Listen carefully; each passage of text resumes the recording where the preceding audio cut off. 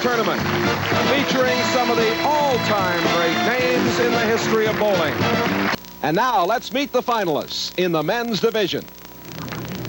Hi, I'm Dick Weber.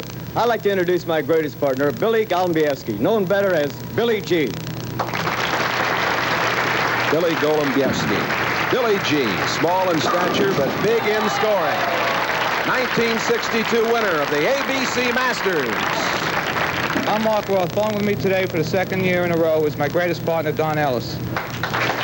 51-year-old Don Ellis, fifth in this event last year. Ellis is a former Peterson Classic winner, a smooth stylist. I'm Donna Adamek, and I'd like to introduce my greatest partner, Dotty Fothergill, who has bowled fantastic this week. Dotty Fothergill, the little lefty. 1968-69 Bowler of the Year. They call her Super Fingers. I'm Judy Soutar. I'd like to introduce my partner, Shirley Garms, one of the greatest bowlers of all times and one of my greatest friends. Here's Shirley Garms, twice the Bowler of the Year, picked as one of the top 10 women bowlers in history. Here's Judy Soutar. She's shooting in the fourth frame. And we want to remind you, we have the men's Great and Greatest Championship coming up. And what a week it's been. Andy Vera Papa was here, and he rolled the first ball. And, gee, the names just go on and on. I think Don Carter was here, and Ray Bluth from St. Louis, and Dick Hoover, Eddie Lubansky, Bob Strampy, Carmen Salvino, and just Earl Anthony, of course, was here. A lot of the great lady players were here, too. Bev Ortner, Laverne Carter, Helen Duvall, Betty Morris, one-time Bowler of the Year, Ves McGrinfield, and Virginia Norton. Marion Ladowig couldn't be here, but she hopes to come back and bowl again, maybe next year in the Great and Greatest. We hope she's here next year, too, and we wish her the best of health. She's had some health problems. Here is Fothergill now.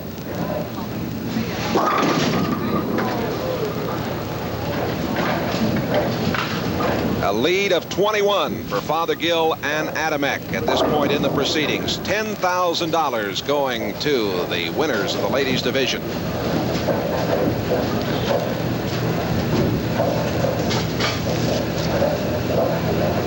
Dotty Fothergill was forced to retire from the tour 3 years ago due to a wrist ailment. But she started practicing 4 months ago, and she says she feels like she's in better shape than ever. Fothergill and Adamek in the lead here.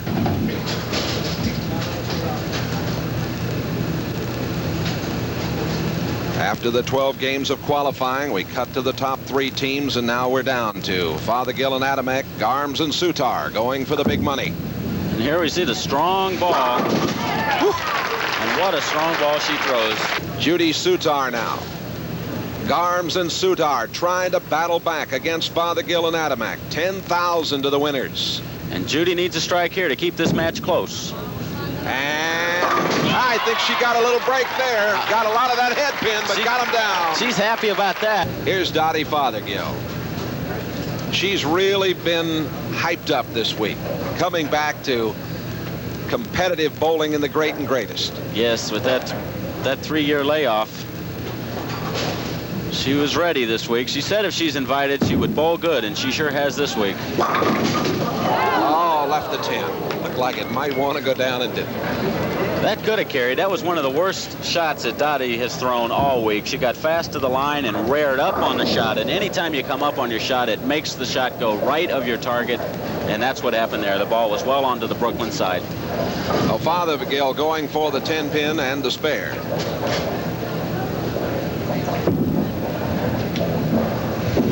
Adamek, a very determined young woman. Donna Adamek, her team in the Great and Greatest, in the lead here over Garms and Soutar. Another view down the alley, and a very big strike. Fothergill and Adamek, the winners, with 258. And here is Ellis. This team's working on a strike in the 6th. They need a strike here. Came up a little short. Looked like Don got a little fast to let that ball off his hand without giving the ball a good roll, and so the ball didn't finish. And here you'll see it. It looks like at this point the ball's going to make the pocket. He needed a few more revolutions on that ball, and it would have. While I have a moment, let me tell those of you who love bowling about that mini-series coming up as Ellis converts right there. The Sports World mini-series in a few weeks. Going to have an exciting format, get a lot of money, and we have that very big spare for 10,000 sometimes, for 15,000 sometimes, for 20,000. Watch our mini-series coming up. You'll really get a kick out of it, I think. Aha, and Roth kicks them all down. So Mark struck in the 8th frame, gets his team working on a strike again, going into the crucial 9th and 10th frames. Conditions have really changed over the years. Dick Weber started bowling with a cork ball. Now they're using soft rubber balls and soft plastic balls on these hard urethane finishes. Aha, Billy G with a strike in this match. A real fine competition between Weber and Billy G and Roth and Ellis. Here you see Billy Golembiewski. He's using a soft rubber ball on a hard plastic surface that gave his ball a real strong roll, and he struck because of it. Dick Weber's also using a soft rubber ball on these hard plastic finishes. I asked him why that ball looks so dull. Is it as old as you are? The head pin hit and a big split. And a problem for Weber here. Boy, and that could spell disaster for their team with Ellis and Roth working on a strike now. Up until this point, Weber had all the strikes until Billy G doubled for his team. And that leaves them open. And that really hurts them. It was very close. Now Ellis and Roth with the upper hand. Billy G really needs to get a strike here in the 9th frame to keep their team in condition. Thrown it good. And got it. Way to go. Oh. So Billy G's really finishing this game strongly. Weber is still a little disappointed in what happened to him back in the 8th. They have a possible 213 score. Dick's trying to gather himself here. You can see that. Yeah. It looks like good concentration. He's thrown it good. The 10-pin wouldn't go down for him. And that was a good shot. It looked to me like he got the ball just a little bit too far to the left as he laid that ball down, and the ball didn't finish quite hard enough into the pocket. Steve, these fellows have to adapt because of the lighting. These lanes change under these heat conditions. Yes, they do. They practiced on these lanes probably about an hour and a half ago, and they're probably hooking quite a bit more now than they did during their practice. Weber with the spare.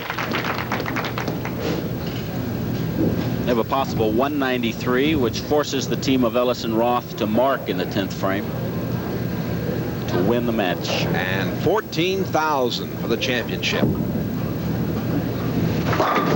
And there's that pesky old number 10. That looked like a replay of his first shot in the 10th. Well, a nice hand for Dick Weber. Now here is Ellis. Don Ellis and Mark Roth need to close the 9th and 10th frames. In other words, they cannot have an open in either one of those frames. And another break right there. Looked like he might have the split. Yeah, it could have been a split, and that could have been the open that Billy G and Dick Weber are looking for now. But he got a good break with a head pin, came off of the wall, now took out the 5, should be routine cross lane spare for the 7. And smooth and easy. A spare in the 9th for Don Ellis. And now Mark Roth needs a mark in this frame to win the tournament for he and his partner. Mark's just thinking about keeping it in play, staying loose, making a good shot, and he has. And keep it in play he did. Yes, he did. That ball finished very hard on the end, though. It could have gone a little bit higher for the split. Roth and Ellis know that they are home. And this crowd begins to pick up on the situation, and there it is, the victory for Mark Roth and Don Ellis, and 14,000